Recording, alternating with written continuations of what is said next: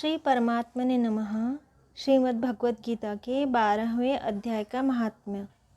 श्री महादेव जी कहते हैं, पार्वती, दक्षिण दिशा में कोल्हापुर नामक एक नगर है जो सभी प्रकार के सुखों का आधार, सिद्ध महात्माओं का निवास स्थान तथा सिद्धि प्राप्ति का क्षेत्र है।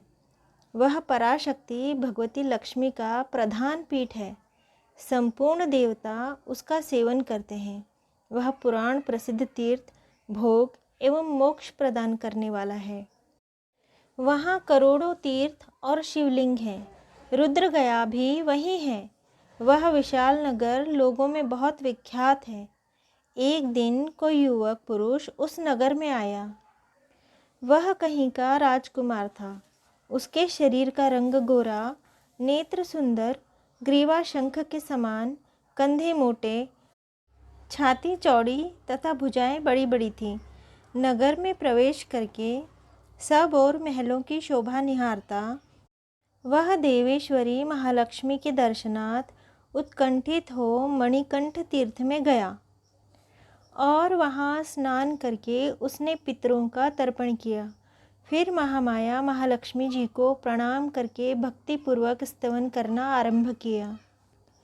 राजकुमार बोला, जिसके हृदय में असीम दया भरी हुई है, जो समस्त कामनाओं को देती तथा अपने कटाक्ष मात्र से सारे जगत की सृष्टि, पालन और संहार करती है, उस जगन माता महालक्ष्मी की जय हो। जिस शक्ति के सहारे उसी के आदेश के अनुसार परमेष्ठी ब्रह्मा सृष्टि करते हैं, भगवान अच्युत जगत का पालन करते हैं तथा भगवान रुद्र अखिल विश्व का संहार करते हैं, उस सृष्टि, पालन और संहार की शक्ति से संपन्न भगवती पराशक्ति का मैं भजन करता हूँ। कमले, योगीजन तुम्हारे चरण कमलों का चिंतन करते हैं। कमलालये, तुम अपनी स्वाभाविक सत्ता से ही हमारे समस्त इंद्रिय गोचर विषयों को जानती हो। तुम ही कल्पनाओं के समूह को तथा उसका संकल्प करने वाले मन को उत्पन्न करती हो। इच्छा शक्ति, ज्ञान शक्ति और क्रिया शक्ति, यह सब तुम्हारे ही रूप हैं। तुम परासंवित परम ज्ञान रूपिणी हो।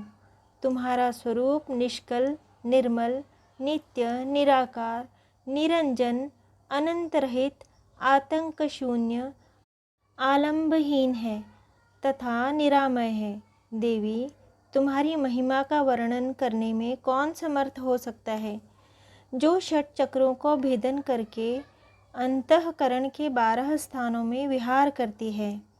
अनाहत ध्वनि, बिंदुनाद और कला, ये जिसके स्वरूप हैं, उस माता महालक्ष्मी को मैं प्रणाम करता हूँ। माता, तुम अपने पूर्ण चंद्रमा से प्रकट होने वाली अमृत राशि को बहाया करती हो। तुम ही परा, पश्यंती, मध्यमा और वैखरी नामक वाणी हो। मैं तुम्हें नमस्कार करता हूँ। देवी, तुम जगत की रक्षा के लिए अनेक रूप धारण किया करती हो। अंबिके, तुम ही ब्राह्मी, वैष्णवी तथा माहेश्वरी शक्ति हो। वाराही, महालक्ष्मी, नारसिंही, ऐन्द्री, कौमारी, चंडिका, जगत को पवित्र करने वाली लक्ष्मी, जगन माता, सावित्री, चंद्रकला तथा रोहिणी भी तुम ही हो। परमेश्वरी, तुम भक्तों का मनोरथ पूर्ण करने के लिए कल्पकता के समान हो। मुझ पर प्रसन्न हो जाओ। इस प्रकार स्तुति करने पर भगवती महालक्ष्मी अपना साक्षात स्वरूप धारण करके बोली, राजकुमार, मैं तुमसे प्रसन्न हूँ। तुम कोई उत्तम वर मांगो। राजपुत्र बोला, माँ, मेरे पिता राजा बहद्रथ अश्वमेध नामक महान यज्ञ का अनुष्ठान कर रहे थे। वे देव योग से रोगग्रस्त होकर स्वर्गगामी हो गए। इसी बीच में यूप में बंधे हुए मेरे यज्ञ संबंधी घोड़े को, जो समूची पृथ्वी की परिक्रमा करके लौटा था, किसी ने रात्रि में बंधन काटकर कहीं अन्यत्र पहुंचा दिया। उसकी खोज में मैंने कुछ लोगों को भेजा था, किंतु वे कहीं भी उसका पता न पाकर जब खाली हाथ ही लौट आए, तब मैं सब ऋत्विजों से आज्ञा लेकर तुम्हारी शरण में आया हूँ देवी। यदि तुम मुझ पर प्रसन्न हो तो मेरे यज्ञ का घोड़ा मुझे मिल जाए, जिससे यज्ञ पूर्ण हो सके। तभी मैं अपने पिता महाराज का ऋण उतार सकूँगा। शरणागतों पर दया करने वाली जगत जननी लक्ष्मी, जिससे मेरा यज्ञ पूर्ण हो, वह उपाय करो। भगवती लक्ष्मी ने कहा, राजकुमार, मेरे मंदिर के दरवाजे पर एक ब्राह्मण रहते हैं, जो लोगों में सिद्ध समाधि के नाम से विख्यात हैं। वे मेरी आज्ञा से तुम्हारा सभी काम पूरा कर देंगे। महालक्ष्मी के इस प्रकार कहने पर राजकुमार उस स्थान पर आए जहाँ सिद्ध समाधि रहते थे। उनके चरणों में प्रणाम करके राजकुमार चुपचाप हाथ जोड़कर खड़े हो गए। तब ब्राह्मण ने कहा, तुम्हें माताजी ने यहाँ भेजा है। अच्छा, देखो, अब मैं तुम्हारा सारा अभिष्ट कार्य सिद्ध करता हूँ। यों कहकर मंत्रवेत्ता ब्राह्मण ने सभी देवताओं को वहाँ खींचा। राजकुमार ने देखा, उस समय सब देवता हाथ जोड़े थरथर काँपते हुए वहाँ उपस्थित हो गए।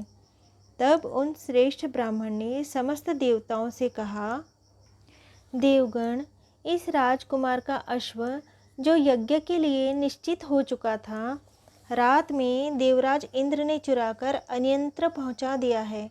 उसे शीघ्र ले आओ। तब देवताओं ने मुनि के कहने से यज्ञ का घोड़ा लाकर दे दिया। इसके बाद उन्होंने उन्हें जाने की आज्ञा दे दी।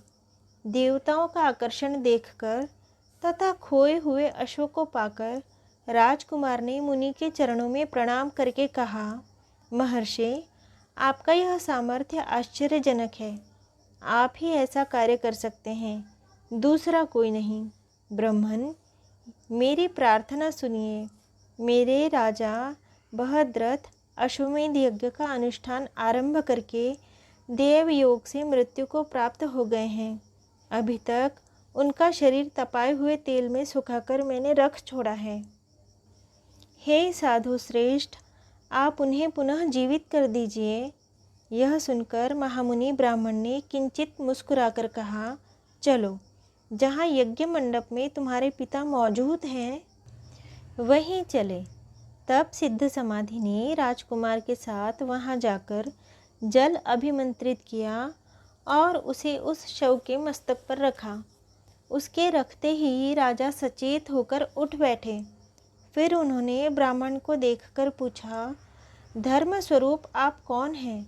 तब राजकुमार ने महाराज से पहले का सारा हाल कह सुनाया।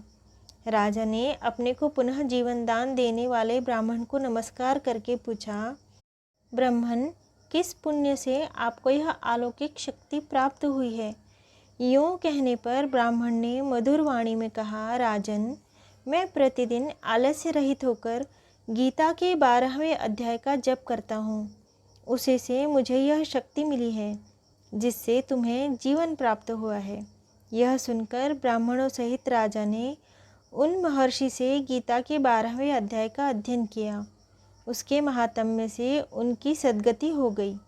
दूसरे जीव भी उसके पाठ से परम मोक्ष को प्राप्त हो चुके हैं।